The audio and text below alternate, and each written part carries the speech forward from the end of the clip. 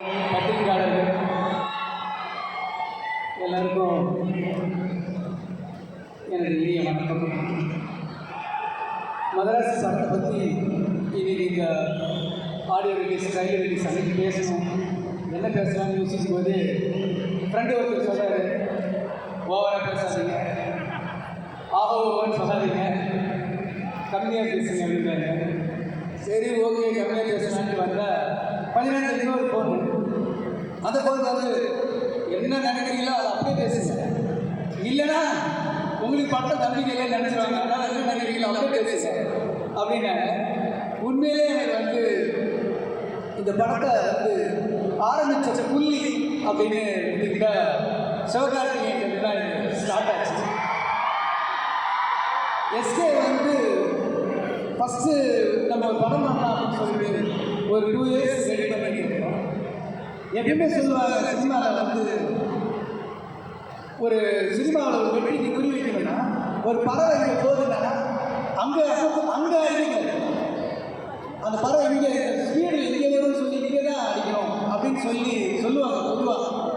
ஆனால் எஸ்கே பொறுத்த வரைக்கும் அவரோட வளர்ச்சி பார்த்தீங்கன்னா நம்ம ஸ்கிரிப்ட் பண்ணி முடிக்கும் போது அவர் வேற ஏஜில் போயிருப்பார்.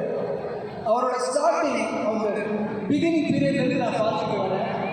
அவரோட வளர்ச்சிங்கிறது வந்து உண்மையிலே ஒரு அற்புதமான விஷயம். ஒரு சாதாரண மனுஷன் டெய்லி சினிமாவில் ஏதோ சாதிக்கலான்னு ஒரு கனவுகளோடு வந்து சென்னைக்கு வந்து இறங்கினா அவங்களாம் ஒரு நம்பிக்கை என்ன, எந்த பின்பலம் இருந்தாலும் சினிமாவில் சாதிச்சிடலாம், எவ்வளோ கஷ்டம் திறமையும் உழைப்பும் இருந்தால் போதும் அப்படின்னு இருந்தால் நம்ம ஜெயிச்சுக்கலான்னு ஒரு நம்பிக்கை வந்து எஸ்கே கொடுத்துருக்காரு. இன்னைக்கு நிறைய இளைஞர்கள் சினிமாவுக்கு வராங்க அப்படின்னா நம்மளும் அந்த மாதிரி சாதிக்கலாம் அப்படின்னு ஒரு நம்பிக்கை கொடுத்துருக்காரு. அவருக்கு இருந்தால் படம் முதல்ல ஸ்டார்ட் ஆச்சு. ரொம்ப கடினமான உழைப்பாளி. அது மட்டும் கிடையாது, யார் வந்து குழந்தைங்க ஆடியன்ஸை ஃபஸ்ட்டு பிடிக்கிறானோ அவன் கண்டிப்பாக ஒரு நாள் ஒரு பெரிய உச்சத்தை கொடுப்பாங்க. அதுதான் அவர் பண்ண ஃபஸ்ட்டு விஷயமே குழந்தைங்க ஆடியன்ஸை பிடிச்சிட்டாரு. குழந்தைங்க, லேடிஸு, ஃபேமிலி ஆடியன்ஸை பிடிச்சிட்டு அதுக்கப்புறம் மாசுக்கு வந்தது தான் அவரோட பெரிய ப்ளஸ். சினிமாவில் வர்றதுக்கு முன்னாடி அவர் ஆல்ரெடி எல்லாரும் மனசுக்கு இடம் பிடிச்சிட்டாரு. ஸோ அவரை வச்சு நம்ம படம் பண்ணுறோம் அப்படிங்கும்போது உண்மையிலே எனக்கு வந்து ரொம்ப சந்தோஷமாக இருக்குது. அவருடைய வளர்ச்சி ஒன்று பார்க்கும்போது 19 துப்பாக்கி அவர் கையில் தான் கொடுத்துருக்காரு. இது வந்து மதராசி அண்டர் ப்ரொடக்ஷன் நடந்துச்சு. ஸோ மதராசி அண்டர் ப்ரொடக்ஷன் நடந்தது, இப்படி ஒரு விஷயம் நடந்தது எனக்கு தெரியாது. அது இல்லாமல் தான் நாங்கள் பிளான் பண்ணோம். நீங்கள் மதராசி படம் வரும்போது பாருங்கள், கண்டிப்பாக துப்பாக்கியை ரொம்ப ஈஸி பிடிச்சிருக்காருங்கிறத தேங்க்யூ சிவா. இந்த படத்துக்கு ஒரு பெரிய ஒரு படத்தை செஞ்சுருக்கீங்க. அப்புறம் என்னுடைய ப்ரொடியூசர் பிரசாத் சார், எப்பயுமே ப்ரொடியூசர்ஸ் வந்து ஒரு கணக்கு போட்டு இதுக்குள்ளே என்ன ப்ராஃபிட் வரும்னு தான் பார்ப்பாங்க. ஆனால் படம் நல்லா வரும் அப்படின்னு பார்க்குறது பிரசாத் சார். அது மட்டும் கிடையாது, நிறைய இடத்துல வந்து பயங்கர கிராண்டியராக போகுது அப்படின்னு நீங்கள் ட்ரைலர் பார்த்துருக்கீங்க, இது தெரிஞ்சுக்கணும். அவரோட ஒர்க் எப்படி சொல்லி எவ்வளோதான் ஆர்குமெண்ட் நடந்தாலுமே கூட கடைசியாக வந்து சரி ஓகே நீங்கள் நினச்சிச்சிங்களா நல்லா வருமா பண்ணுங்க அப்படின்றாரு. ஸோ பிரசாத் சார் ரொம்ப தேங்க்யூ சார். நீங்கள் இல்லைன்னா கண்டிப்பாக இந்த படம் உருவாயிருக்காது. அதுக்கப்புறம் நான் ஆக்டர்ஸ்லேருந்து ஆரம்பிக்கலான்னு நினச்சேன். இந்த படத்துக்கு இன்னொரு ஹீரோ இருக்காரு, அந்த ஹீரோ வேற யாரும் அறிவிக்கலாம். வழக்கமாக வந்து ஒரு தேட்டர் விட்டு இந்த ஃபஸ்ட்டு ஷோ முடிஞ்சு வெளில வரும்போது எல்லாரும் என்ன சொல்லுவாங்க, படம் நல்லா இருக்கு, நல்லா இருக்கு, செகண்ட் ஃபஸ்ட் எதாவது பேசுவாங்க. ஆனால் பிஜிஎம் நல்லா இருக்குங்கிற அந்த ட்ரெண்டே வந்து அணியோட போய் நான் படம் தான் வந்து நான் நினைக்கிறேன். நான் வந்து ரொம்ப சோர்வாக இருக்கும் போதெல்லாம் அணியோட விக்ரம் பிஜிஎம் மட்டும்தான் கேட்டுக்கிட்டே நான்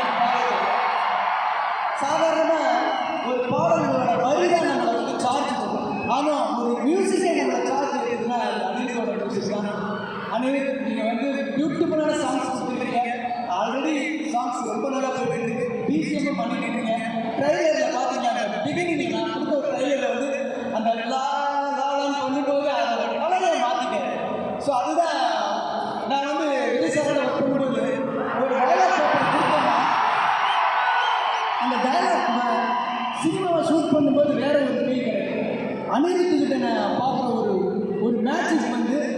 நம்ம தான் ஷூட் பண்ணியிருப்போம், நம்ம தான் எடுத்திருப்போம். அதே மியூசிக்கை ஒரு பிஜிஎம் போட்டு எலிவேட் பண்ணும்போது அது வேற லெவலில் இருக்கும். செப்டம்பர் 5 வந்து அனியோட மேஜிக்கை நீங்கள் பாருங்கள். தேங்க்யூ அனி. நிறைய படங்கள் உங்கள் பிஜிஎம்னால ஓடிருக்கு. இந்த படம் உங்கள் பிஜிஎம்மும் சேர்த்து ஒரு பெரிய மகுடமாக இருக்குன்னு நான் நம்புகிறேன். நன்றி நன்றி. அப்புறம் ருக்மிணி, ஏற்கனவே இந்த ஸ்கிரிப்டை வந்து 2 பெரிய ஹீரோயின், அப்போ கமர்ஷியலில் பெரிய லெவலில் 2 ஹீரோயின் கதை சொல்லி அவங்க டேட் அட்ஜஸ்ட் பண்ணிட்டு இருந்தாங்க. அந்த டைமில் நான் தற்செயலாக வந்து அவங்களோட படம், கன்னட படம் வந்து பார்த்தேன். பட்டு நான் 2 அப்படியே ஹோல்டு பண்ணிட்டு இந்த பொண்ணை கூப்பிடுறா அப்படின்னு சொல்லிட்டு வர வச்சேன். மாலதி கேரக்டருக்கு உங்களோட வேறு யாரும் ஜஸ்டிஃபை பண்ணிக்க முடியுமான்னு எனக்கு தெரியல. ரொம்ப அற்புதமாக பண்ணியிருக்காங்க. ரொம்ப நாளாக என் மனசில் இருந்த ஒரு கேரக்டர் மாலதி. அந்த மாலதிக்கு உயிர் கொடுக்குறீங்க. ரொம்ப தேங்க்யூ ருக்மிணி. வித்யுத் ஜமால் வந்து துப்பாக்கிக்கு அப்புறம் என் கூட பண்ணியிருக்காரு. துப்பாக்கியில் வந்து அதுக்கப்புறம் ஒரு ஹீரோவை போயிட்டார்.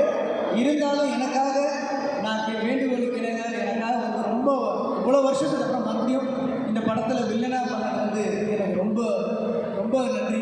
அவர் இப்போ யூஎஸில் இருக்கார், ஒரு இங்கிலீஷ் படம் பண்ணிட்டு இருக்காரு. அவரால் வர முடியல. அவருக்கும் தேங்க்யூ வித்யுத், லவ் யூ. அதுக்கப்புறம் விஜயநாதன் சார் உங்களோட வாய்ஸுக்கு நான் அடிமை செய்யேன். நான் வந்து ஐயப்பன் கோஷிங் பார்த்தேன்.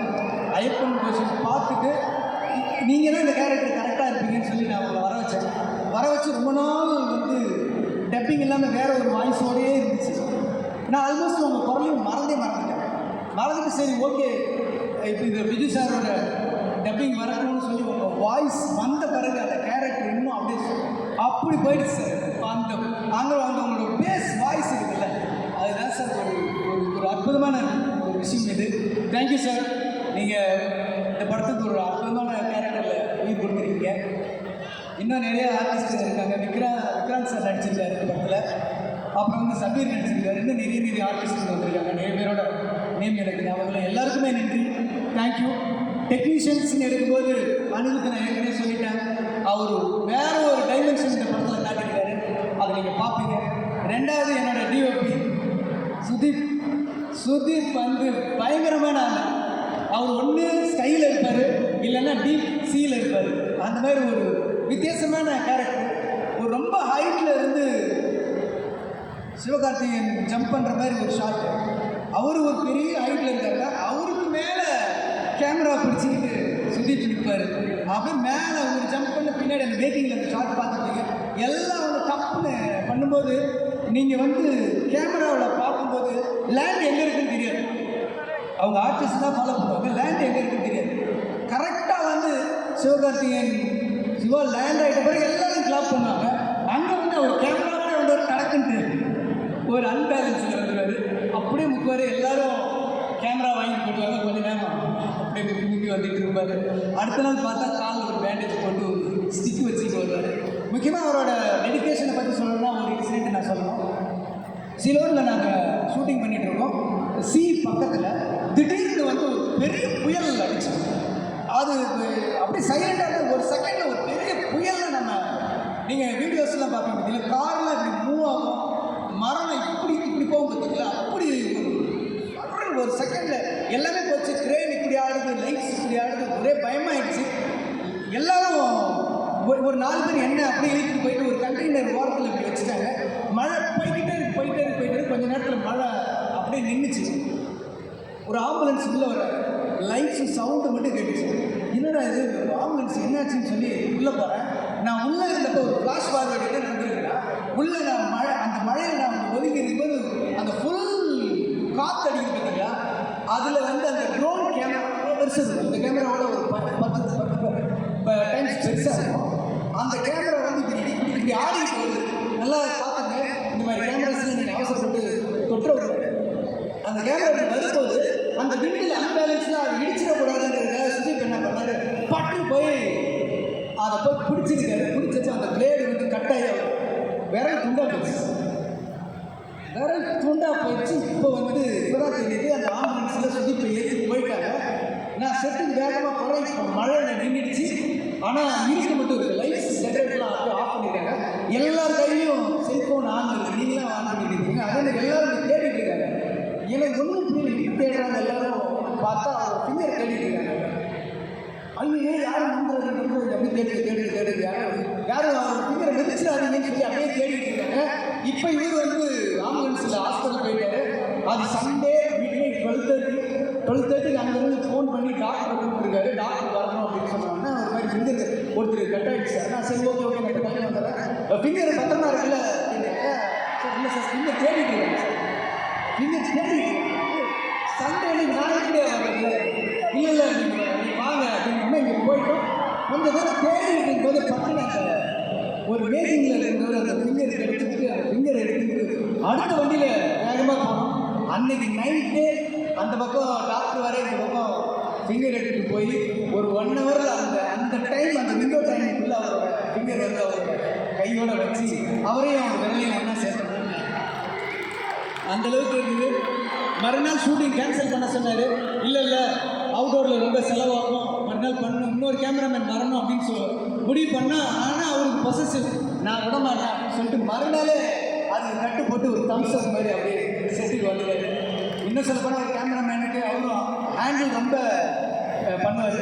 அவருக்கு வந்து இது பிடிச்சிருக்கு. அந்த ஃபிங்கரோட நீங்கள் அந்த படம் அந்த ஆக்ஷன் எடுத்ததுக்கு thank you, love you. Arun order இந்த படத்துக்கு என்னென்னலாம் பண்ணியிருக்காருன்றது நான் இப்போ சொல்ல முடியாது. நீங்கள் படம் பார்த்துருங்க, எப்படி ஒரு செட்டை அப்படி அவர் கிரியேட் பண்ணியிருக்காரு அப்படிங்கிற சொல்கிறேன். தேங்க்யூ அருண். லிரிக்ஸிஸ்ட் விக்னேஷன் சார் நல்லா ட்ரூமேனர் சாங் பண்ணார். விவேக் சார் நல்லா பண்ணார். சூப்பர் சிஸ்டர் நல்லா பண்ணார். ஆதேஷ் சார் நல்லா ஒரு ட்ரூமேனர் சாங் பண்ணார். விஷ்ணு எல்லாருமே லிரிக்ஸ் ரொம்ப பிரமாதமாக பண்ணியிருக்காங்க. அப்புறம் மேனேஜர் சுந்தரராஜன், எப்பயுமே நான் ஒரு பேர் மறந்துடுவேன், கோச்சிங் சார் வந்து ஒரு பேர் மறந்துடுவேன்னா நீங்கள் நெஞ்சோட கீழ், அதனால் தேங்க்யூ. உங்கள் டீம் எல்லாருமே தேங்க்யூ. கடைசியாக முக்கியமாக என்னோட சேர்ந்து ரொம்ப கஷ்டப்பட்ட என்னுடைய உதவி இயக்குநர்களை நான் அந்த மேடையில் கூப்பிட்டு உங்களை அறிமுகப்படுத்தணும்னு ஆசைப்படுறேன். ஹஸ்பண்ட்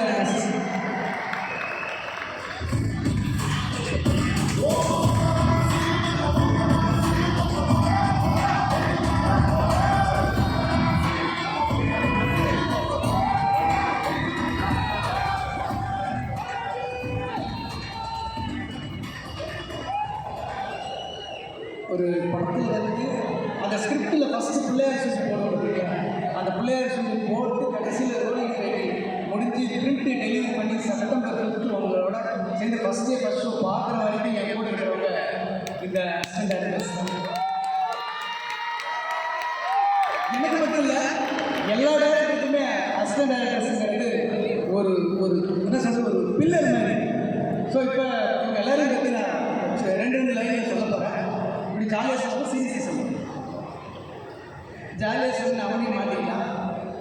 இவர் அப்போ கோ-டைரக்டர், ரொம்ப பயங்கரமான ஆள், டெரரான பார்ட்டிங்கிறார். ஏதாவது ஒன்று பாஞ்சுவான் அதில் எக்ஸிபிஷன். அந்தளவுக்கு ஒரு கோபக்காரர். இந்த படத்தை படிக்கிறதுக்காக டெய்லி எல்லாருமே 2 ஹவர்ஸ் ஆஃபீஸே ஹாஸ்டல் மாதிரி இருக்காங்க. எல்லாருமே அங்கேயே போய்ட்டு போட்டு 2 ஹவர்ஸ் படத்துக்கு தூங்கி எழுந்திரிச்சு அந்த அளவுக்கு இருக்காரு. ஆனால் என்னென்னா அப்செட் ஆகிட்டேன்னு வச்சுங்களேன், அவ்வளோதான். எத்தனை பர்கர் அப்செட் ஆகினா பர்கர் ஆர்டர் பண்ணுறோம். 5 பர்கர் அடிப்பான் சாலிடாக.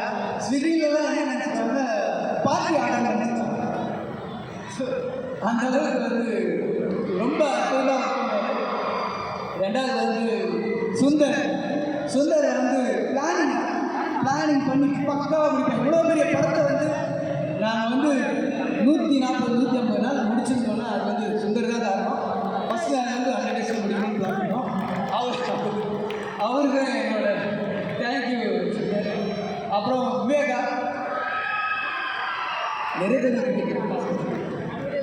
விவேகா அப்படின்னா நைட் ஷூட்டில் அப்போ எல்லாருமே எங்கேயாவது செவுத்தில் சாஞ்சிருவாங்க, மரத்தில் சாஞ்சிருவாங்கன்னு இருப்பாங்க. நம்ம அப்படி வந்தால் ஒரே ஒரு கேரக்டர் மட்டும் எல்லாரோடையும் இன்ட்ராக்ட் பண்ணிட்டு இருக்குதுன்னா அது விவேகா வந்து நான் ஜென்ரல் இது சொல்ல மாட்டேன். விவேகா வந்து 4 பசங்க நிமிஷம் அந்த அளவுக்கு வேலை செய்வாங்க. So thank you. சுதாஸ் வந்து ஆர்ட் டிபார்ட்மெண்ட்டில் பயங்கரமான நிறைய பண்ணார். நிறைய ஆர்டிஸ்ட்டுகளோட எனக்கு கோஆர்டினேஷன் பண்ணி கொடுத்தாரு சுதாஸ். தேங்க்யூ சுதாஸ். அர்ஜுன் அர்ஜுன் சொல்லுங்க. அர்ஜுன் எப்படின்னா இன்டர்நெட்டில் என்ன அப்டேட்டு, எப்போ என்ன ட்ரெண்டு எல்லாத்தையும் அப்படியே ஃபிங்கர் டிப்பில் வச்சுருப்பான். நான் கூட சொல்லுவேன், நான் தான் சினிமா இருக்கேன், நீ யாவது பிள்ளை லைனேஷன் இருக்க அப்படின்னு சொல்லுவேன். அந்த அளவுக்கு ஒரு எங்களுக்கெல்லாம் ஒரு என்ன சொல்கிறது, ஒரு பில்லர் மாதிரி. அதில் முக்கியமான ஆள் அர்ஜுன். அப்புறம் சூர்யா கணேஷ் இவங்க நல்லா பார்த்து வச்சுங்க. இவன் பயங்கரமாக கலாய்ப்பான், செம்மையாக கலாய்ப்பான், எல்லாரையும் கலாய்ப்பான், என்னையே கலாய்ப்பான். என்ன கலாய்ச்சா கூட பரவாயில்ல, எஸ்டேவே கலாய்ப்பாங்க. நல்லா பார்த்து வச்சுங்க, கமெண்ட்ல என்ன கழி. அப்புறம் ஸ்ரீதர் நிறைய வேர்ல்டு ஃபிலிம்லாம் எடுத்திருக்காரு. வேர்ல்டு ஃபிலிம் எடுத்திருக்காருன்னா நீங்கள் நினைக்கிற மாதிரி கிடையாது. இன்டர்நெட்லேருந்து வேர்ல்டு ஃபிலிம்லாம் எடுத்து ஒரு ஆர்டிஸ்டில் கலெக்ட் பண்ணி அவர்கிட்ட இல்லாத வேர்ல்டு ஃபிலிம்ஸே கிடையாது. நிறைய படத்தோட அண்டர் ப்ரொடக்ஷனில் இருக்கிற படம்லாம் வச்சுருப்பாரு. அந்தளவுக்கு நிறைய ரெஃபரன்ஸ் எனக்கு கொடுக்குறது ஸ்ரீதர் தான். அதுக்கப்புறம் சுரேஷ்